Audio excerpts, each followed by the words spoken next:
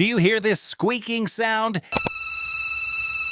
And you think your turbo is failing? Stop. It is probably not your turbo. It is not your throttle body.